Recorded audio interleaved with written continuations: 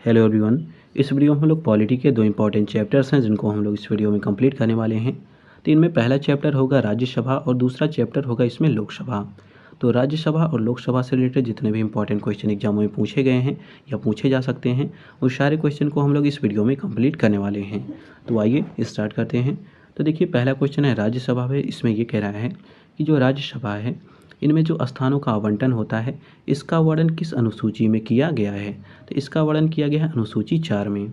अब अगले क्वेश्चन में कह रहा है जो राज्यसभा की संरचना है इसका उल्लेख कहाँ पर किया गया है। तो ये किया गया है अनुच्छेद 80 में। अब अगला क्वेश्चन इसमें ये कह रहा है कि राज्यसभा में जो अधिकतम सदस्य हैं वो कितने सदस्य निर्धारित किए गए हैं। तो ये निर्धारित किए गए हैं 250 सदस्य। अगले में कह रहा है जो राज्यसभा है वो संसद का कौन सा सदन है। तो इसको हम लोग उच्च सदन या कभी कभी इसको द्वितीय सदन भी कहा जाता है। तो इन दोनों को आप लोग याद रखिएगा। अब अगला देखिए अगले क्वेश्चन में ये कह रहा है कि जो भारत के उपसभापति हैं इनका निर्वाचन किस प्रकार से होता है।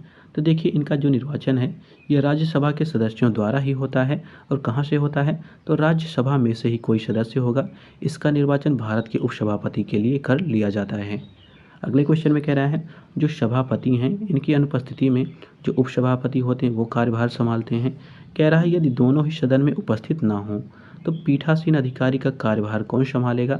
तो देखिए जो ये कार्यभार है इसको संभालेगा राज्यसभा के सदस्यों में से किसी को भी इसके लिए निर्वाचित किया जा सकता है। मतलब राज्यसभा में से कोई सदस्य जो होगा उसको मनोनीत कर लिया जाएगा और वो क्या काम करेगा तो वो पीठासीन अधिकारी का काम करेगा। अगले में कह रहा है जो महासचिव होता है उसकी नियुक्ति कैसे होती है। कि राज्यसभा के सभापति द्वारा उसकी नियुक्ति की जाती है। अब अगला देखिए अगले क्वेश्चन में ये कह रहा है कि राज्यसभा के जो 250 सदस्य हैं इनमें से राज्यों एवं संघ राज्य जो क्षेत्र हैं इनके लिए कितनी सीटें निर्धारित की गई हैं। तो ये हैं 238 से अधिक। अगले में कह रहा है जो राज्यसभा है उनमें राष्ट्रपति द्वारा कितने जो सदस्य हैं वो मनोनीत किए जाते हैं। तो इसमें 12 सदस्य मनोनीत किए जाते हैं। अगले क्वेश्चन में कह रहा है राष्ट्रपति द्वारा जो मनोनीत 12 सदस्य हैं वो कह रहा है वो किन क्षेत्रों से चुने जाते हैं। तो देखिए वो कला से चुने जाते हैं, साहित्य के क्षेत्र के होते हैं, विज्ञान के क्षेत्र के होते हैं, समाज सेवा के क्षेत्र के होते हैं। तो इन्हीं क्षेत्रों से 12 जो सदस्य हैं वो राष्ट्रपति द्वारा मनोनीत किए जाते हैं। अब अगले में कह रहा है वर्तमान में राज्यसभा में कितने सदस्य हैं। तो ये हैं 245। अगले में कह रहा है राज्यसभा में संघ राज्य क्षेत्रों के लिए कितनी सीटें हैं। तो ये हैं 8 सीटें जिनमें से देखिए तो दिल्ली में 3 सीटें हैं, पौंडीचेरी में 1 सीटें हैं और जो जम्मू कश्मीर है यहाँ पे 4 सीटें इसके लिए निर्धारित की गई हैं। अब अगला क्वेश्चन देखिए अगले में ये कह रहा है कि राज्यसभा में किन राज्य क्षेत्रों को प्रतिनिधित्व प्राप्त है। तो इनमें देखिए दिल्ली को प्राप्त है, पौंडीचेरी को प्राप्त है, जम्मू कश्मीर को प्राप्त है। तो इन सब जो संघ राज्य क्षेत्र हैं इनको यहाँ पे प्रतिनिधित्व दिया गया है। अब अगला देखिए अगले क्वेश्चन में क्या दिया गया है। तो देखिए अगले क्वेश्चन में कह रहा है जो राज्यसभा के सदस्य होते हैं इनका निर्वाचन किस प्रकार से होता है। तो ये होता है अनुपातिक प्रतिनिधित्व पद्धति के अनुसार। जो एकल संक्रमणीय मत प्रणाली है इसी के द्वारा राज्यसभा के जो सदस्य हैं इनका निर्वाचन किया जाता है। अगले क्वेश्चन में कह रहा है जो राज्यसभा है इनमें राज्यों एवं संघ राज्य क्षेत्रों के सदस्यों का निर्वाचन किसके द्वारा किया जाता है। तो ये विधानसभाओं के जो निर्वाचित सदस्य हैं इनके द्वारा इनका निर्वाचन किया जाता है। अब अगला देखिए अगले क्वेश्चन में ये कह रहा है राज्यसभा के लिए सीटों का आवंटन किस आधार पर होता है। तो ये राज्यों की जनसंख्या कैसी है इसी आधार पर राज्यसभा जो की सीटें हैं उनका निर्धारण किया जाता है। अब अगले में कह रहा है न्यूनतम कितनी संख्या पर राज्यसभा की एक सीट का आवंटन होता है। तो ये होता है 10 लाख की जनसंख्या पर। अब अगला देखिए अगले क्वेश्चन में ये कह रहा है कि राज्यसभा का सदस्य बनने के लिए आयु क्या होनी चाहिए। तो ये होनी चाहिए 30 वर्ष। अगले में कह रहा है संसद द्वारा लाभ का पद कौन नहीं माना जाता। तो काफ़ी इंपॉर्टेंट क्वेश्चन है, ये बहुत बार पूछा गया है। तो देखिए संसद ने कुछ पोस्टों को ऐसे बताया है कि इसको लाभ का पद नहीं माना जाएगा। तो जिनमें देखिए राष्ट्रपति का पद है, उपराष्ट्रपति का है, राज्यपाल का है, संघ अथवा राज्य के जो मंत्री हैं। तो इन सब की जो पोस्टें हैं इनको लाभ का पद नहीं माना जाता। अब अगले में कह रहा है जो संसद सदस्य होते हैं इनके बनने की निर्भरताएँ क्या होती हैं, मतलब किन आधारों पर इनको हटाया जा सकता है या इनको संसद का सदस्य नहीं बनाया जाएगा। तो देखिए उनमें पहला कह रहा है कि यदि वह लाभ का पद धारण करता है। तो पहले इसकी निर्भरता ये हो गई। दूसरी कह रहा है यदि उसे 2 या 2 से अधिक वर्ष की सज़ा हुई हो तब भी उसको नहीं बनाया जाएगा। तीसरी कंडीशन कह रही है कि वह विकृत चित्त व दिवालिया ना हो। तो ये इसके लिए कंडीशन होनी चाहिए। अगर वो दिवालिया है तो उसको क्या किया जाएगा, संसद का सदस्य बनने नहीं दिया जाएगा। अब अगला देखिए अगले में कह रहा है किसी संसद सदस्य की निर्भरताओं से संबंधित जो प्रश्न है इन पर किसका फैसला अंतिम होता है। काफ़ी इंपॉर्टेंट क्वेश्चन है। तो ये होता है राष्ट्रपति का। कैसे होता है? तो जो निर्वाचन आयोग है उसी की राय पर जो राष्ट्रपति होते हैं इनका फैसला ये लिया जाता है।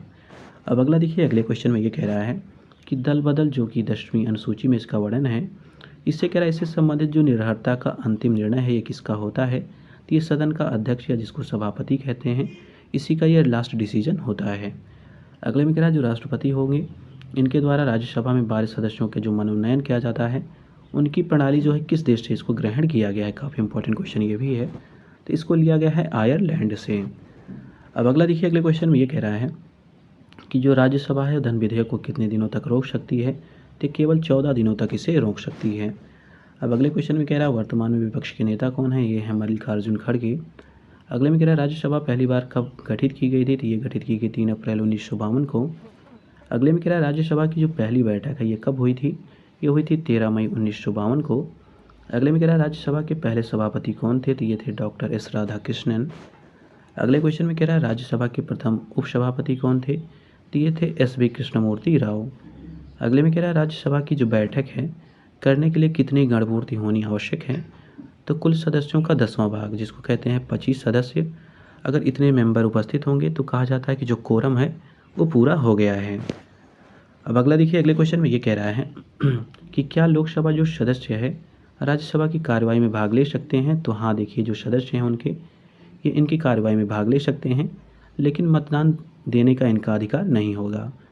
अब अगले में कह रहा है वर्तमान में राज्यसभा में कितनी महिलाएं शामिल हैं? तो इनमें 29 महिलाएं शामिल हैं, जिनकी संख्या है 12.23%।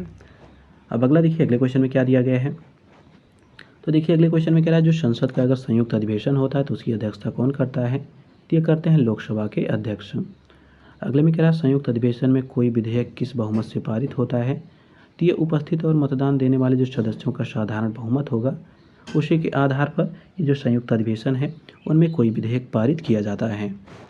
अब अगला देखिए, अगले क्वेश्चन में ये कह रहा है किन विधेयकों को पारित करने के लिए राष्ट्रपति द्वारा संयुक्त अधिवेशन नहीं बुलाया जा सकता? तो ये होता है धन विधेयक और जो संविधान संशोधन है, इसके लिए संयुक्त जो अधिवेशन है उसकी कोई प्रक्रिया नहीं पालन की जाती, मतलब इनके लिए जो संयुक्त अधिवेशन है उसको नहीं बुलाया जाता।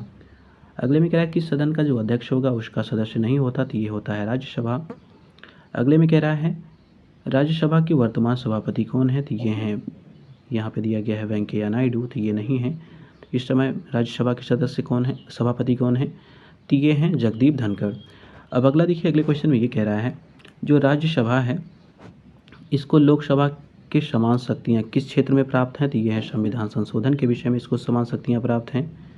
अगले में कह रहा है राज्यसभा किसके द्वारा भंग की जा सकती है? तो ये किसी के द्वारा नहीं भंग की जा सकती क्योंकि ये अस्थायी सदन है। अब अगले क्वेश्चन में कह रहा है जो राज्यसभा है वो अस्थायी सदन है, इसका तात्पर्य क्या है या इसका अर्थ क्या है? तो इसका अर्थ है कि इसे विघटित नहीं किया जा सकता। अगले में कह रहा है किस अनुच्छेद में जो राज्य सूची है उनके विषय में विधि बनाने की जो शक्ति है वो संसद को दी गई है? तो ये है अनुच्छेद 249, काफ़ी इंपॉर्टेंट है ये, इसको एक बार फिर से देख लीजिए। तो इसमें ये कह रहा है कि कौन सा ऐसा अनुच्छेद है जिसके तहत जो राज्य सूची के विषय हैं उन पर विधि बनाने की जो शक्ति है वो संसद को दी गई है? तो ये है आर्टिकल 249। अगले में कह रहा है यदि कोई व्यक्ति जो है संसद के दोनों सदनों से जीत जाता है तो उसे किसी एक सदन की सदस्यता ही ग्रहण करनी पड़ेगी। वह उनमें से किस सदन में रहना चाहता है इसकी सूचना उसे कितने दिनों के अंदर देनी होगी? तो इसको 10 दिनों के अंदर यह सूचना देनी होगी कि वो किस सदन का सदस्य बना रहना चाहता है, नहीं तो जो उसकी सदस्यता होगी वो समाप्त हो जाएगी। अब अगले क्वेश्चन में ये कह रहा है कि संसद की अनुमति के बिना कितने दिनों तक अनुपस्थित रहने पर जो सदस्यों का पद होता है वो रिक्त किया जा सकता है? तो ये है 60 दिन। ये यूपी जो पीसीएस का एग्जाम होता है प्रीलिम्स का, उसमें ये क्वेश्चन पूछा गया है। अब अगले क्वेश्चन में कह रहा है कि जो संसद के सदस्य होते हैं इनको शपथ ग्रहण कौन करवाता है? तो ये राष्ट्रपति करवाता है। अगले में कह रहा है जो राज्यसभा है ये कैसा सदन है? तो ये एक अस्थायी सदन है, इसीलिए कहा जाता है कि इसका विघटन नहीं होता है। अगले में कह रहा है राज्यसभा के जो सदस्य होंगे ये अवकाश ग्रहण करते हैं, कब करते हैं?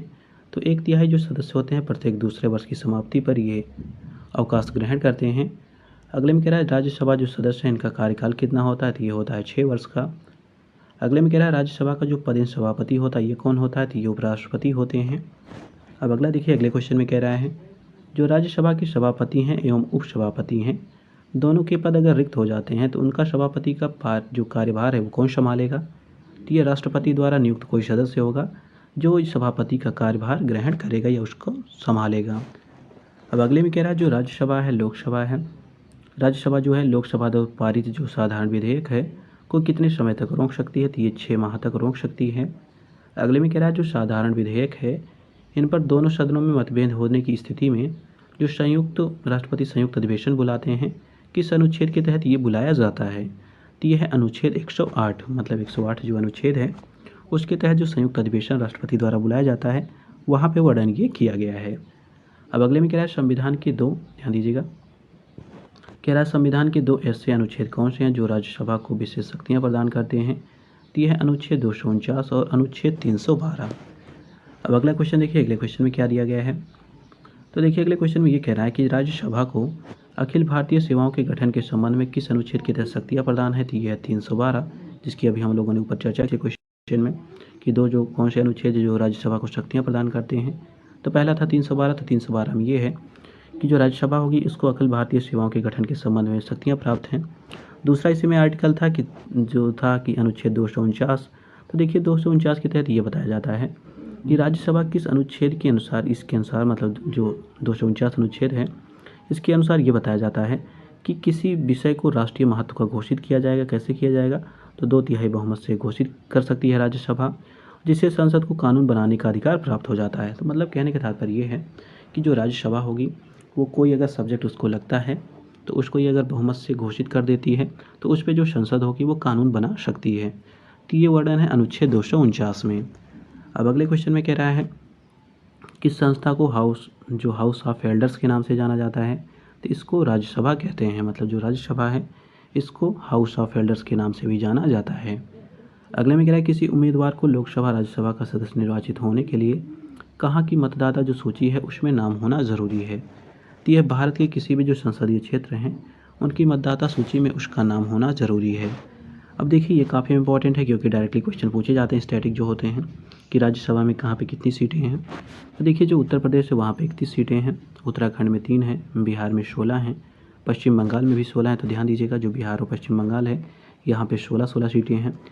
इसके अधिक देखिए जो त्रिपुरा है वहाँ पे 1 सीटें हैं, नागालैंड में भी 1 सीटें हैं, मेघालय में 1 है, मणिपुर में 1 है, गोवा में 1 है, अरुणाचल प्रदेश में 1 है, मिजोरम में 1 है। तो यहाँ पे सब 1-1 सीटें हैं। इसके अतिरिक्त देखिए जो सिक्किम है यहाँ पे भी 1 सीट है राज्यसभा की। अब अगला देखिए, अगला है आंध्र प्रदेश, यहाँ पे 11 सीटें हैं, गुजरात में भी 11 हैं, मध्य प्रदेश में भी 11 हैं। तो इन 3 जगहों पर 11 हैं, इसको भी याद रखिएगा। अब अगला है महाराष्ट्र, यहाँ पे 19 सीटें हैं, हरियाणा में देखिए 5 हैं, हिमाचल प्रदेश की बात की जाती यहाँ पे 3 हैं, तमिलनाडु की बात की जाती यहाँ पे 18 हैं, तेलंगाना के देखा जाए तो 7 है, पंजाब की 7 है, राजस्थान की 10 है, असम की 7 सीटें हैं, उड़ीसा की बात की जाती यहाँ पे 10 सीटें हैं, कर्नाटका में 12 हैं, केरल में 9 हैं, छत्तीसगढ़ में 5 हैं और जो झारखंड है यहाँ पे 6 सीटें हैं राज्यसभा की। अब अगला देख लेते हैं, अगले में क्या दिया गया है। तो देखिए अगला दिया गया है जो संघ राज्य क्षेत्र हैं इनमें सीटों की संख्या कैसी है। तो देखिए जो दिल्ली है जिसको हम लोग राष्ट्रीय राजधानी क्षेत्र कहते हैं, तो यहाँ पे 3 सीटें हैं, पौंडीचेरी की बात की जाती है यहाँ पर 1 है, जम्मू और कश्मीर की बात की जाती है यहाँ पे 4 सीटें हैं संघ राज्य क्षेत्रों की। अब हम लोग का जो टॉपिक था पहला वो कंप्लीट हो गया, राज्यसभा से रिलेटेड जो क्वेश्चन दिए थे। अब दूसरा देखिए इसमें टॉपिक है लोकसभा, तो इनसे रिलेटेड जो क्वेश्चन है उनको देख लेते हैं। तो देखिए पहला क्वेश्चन लोकसभा में ये कह रहा है कि जो लोकसभा की संरचना है इसका प्रावधान कहाँ पे किया गया है, तो ये किया गया अनुच्छेद 81 में। अगले में कह रहा है लोकसभा की जो सीटें हैं अधिकतम संख्या इनकी कितनी निर्धारित है, तो ये है 552। अगले में कह रहा है लोकसभा में वर्तमान सदस्यों की संख्या कितनी है, तो ये 545 है। अगले में कह रहा है लोकसभा में राज्यों की कितने प्रतिनिधि होते हैं, तो ये 524 होते हैं। अगले में कह रहा है संघ राज्य क्षेत्रों से संबंधित जो लोकसभा में सदस्य होते हैं वो कितने होते हैं, तो ये होते हैं 19। अगले में कह रहा है जो लोकसभा में राष्ट्रपति द्वारा मनोनीत जो आंग्ल समुदाय के कितने प्रतिनिधि होते हैं, तो ये 2 होते हैं।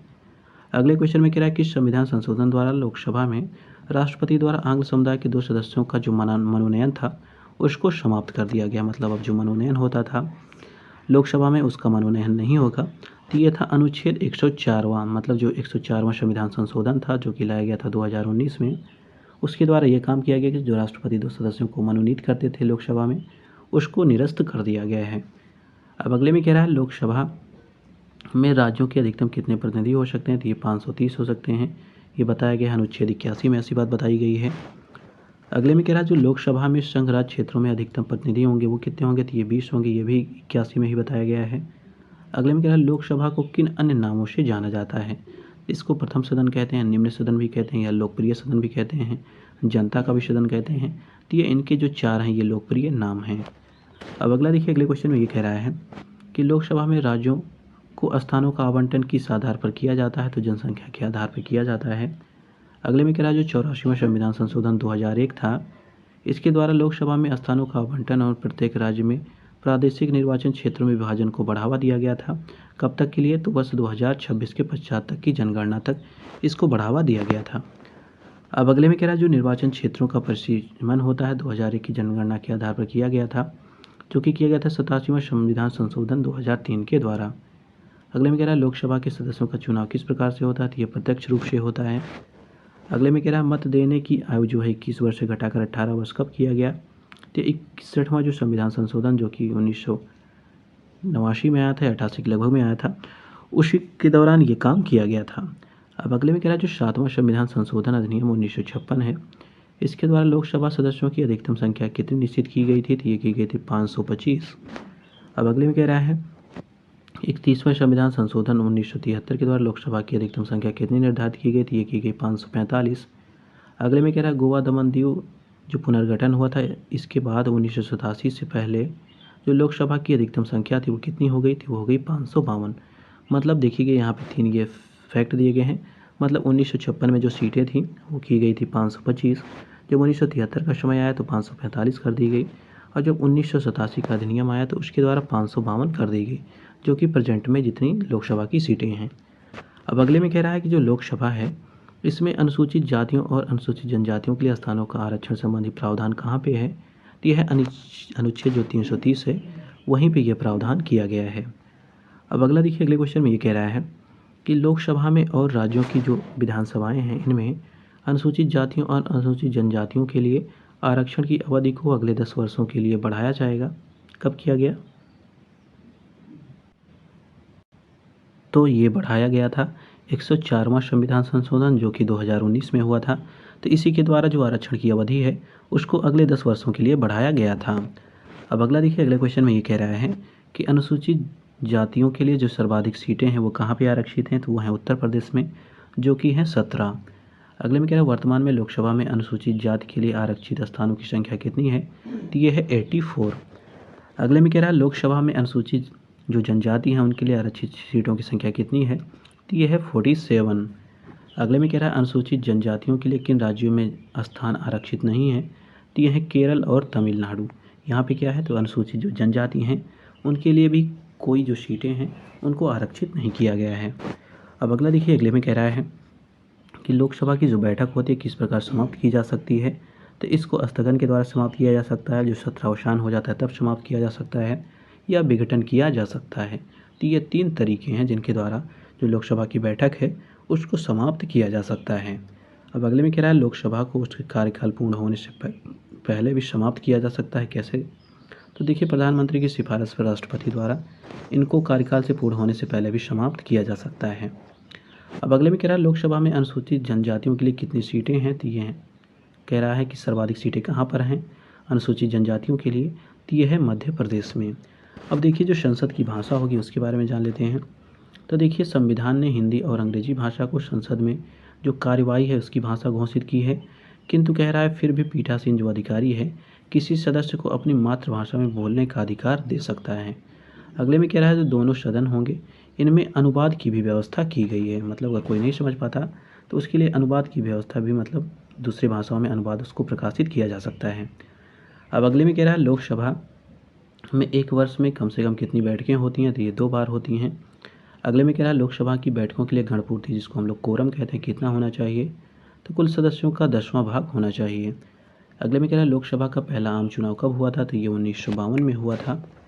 अगले में कह रहा है जो संघ शासित राज्य हैं जिनमें लोकसभा की केवल एक सीट है वो कौन सी है, तो ये हैं लद्दाख, चंडीगढ़ हैं, अंडमान निकोबार हैं, पौंडीचेरी हैं और लक्षद्वीप हैं। तो यहाँ पे केवल एक सीटें हैं।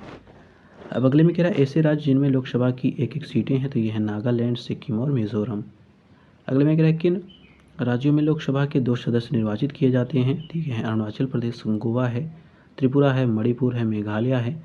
तो यहाँ से लोकसभा में 2-2 सदस्य निर्वाचित किए जाते हैं। अब अगले में कह रहा है क्षेत्रफल की दृष्टि से लोकसभा का सर्वाधिक बड़ा निर्वाचन क्षेत्र कौन सा है, तो यह है लद्दाख।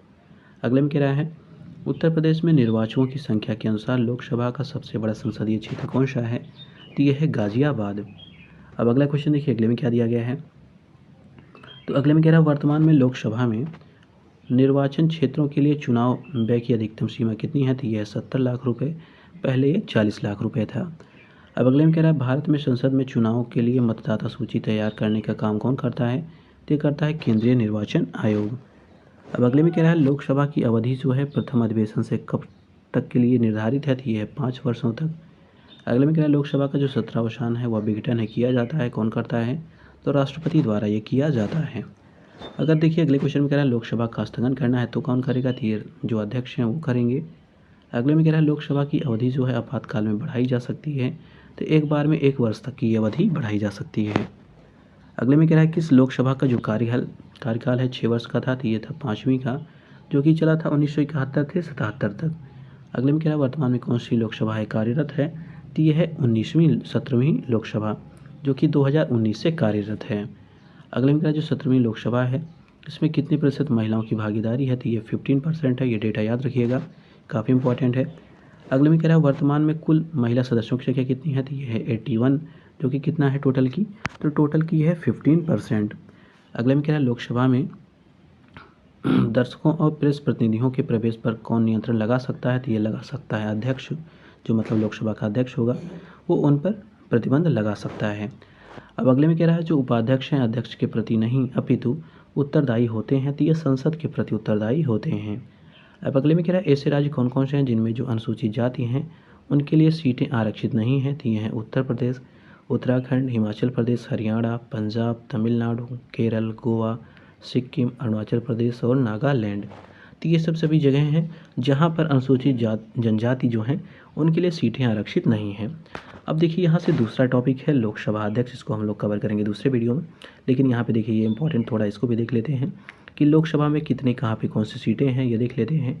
तो देखिए जो आंध्र प्रदेश है वहाँ पे हैं 25 सीटें, अरुणाचल प्रदेश की बात की जाती है यहाँ पे 2 हैं, असम में 14 हैं, बिहार में 40 हैं, छत्तीसगढ़ में 11 सीटें हैं, गोवा की बात की जाती है यहाँ पे 2 सीटें हैं, गुजरात में 26 हैं, हरियाणा में 10 हैं, हिमाचल प्रदेश में 4 हैं, झारखंड में 14 हैं, कर्नाटका में 28 हैं, केरल की बात की जाती है यहाँ पे 20 है, मध्य प्रदेश में 29 हैं, महाराष्ट्र में 48 हैं, मणिपुर में 2 हैं, मेघालय में भी 2 हैं, मिज़ोरम की बात की जाए तो यहाँ पे 1 है, नागालैंड में भी 1 है, उड़ीसा में 21 है, पंजाब में 13 है, राजस्थान में 25 है, सिक्किम में 1 है, तमिलनाडु में 39 है, तेलंगाना की बात की जाती है यहाँ पे 17 सीटें हैं, त्रिपुरा में बात की जाए 2 हैं, उत्तर प्रदेश में सबसे ज़्यादा हैं 80 सीटें हैं, उत्तराखंड में 5 हैं और पश्चिम बंगाल में 42 हैं। अब संघ राज्य क्षेत्रों में कितनी सीटें हैं इनको जान लेते हैं। तो देखिए यहाँ पे सदस्य संख्या कितनी है इसको देख लेते हैं। देखिए अंडमान और निकोबार में 1 है, चंडीगढ़ में 1 है, दादरा एवं नागर हवेली जो दमन दीव है यहाँ पे 2 हैं, जम्मू और कश्मीर की बात की जाए तो यहाँ पे 5 हैं, लद्दाख में 1 है, लक्षद्वीप में 1 है और जो दिल्ली है 7 हैं और पौंडीचेरी जो है वहाँ पे 1 सदस्य निर्वाचित किए गए हैं। तो इस प्रकार हम लोगों ने जो ये टॉपिक था हम लोग का लोकसभा और राज्यसभा उसको हम लोगों ने कंप्लीट किया। अब दूसरा इसमें टॉपिक होगा लोकसभा अध्यक्ष, इसको हम लोग दूसरे वीडियो में कवर करेंगे। तो मिलते हैं अगले वीडियो में एक नए टॉपिक के साथ।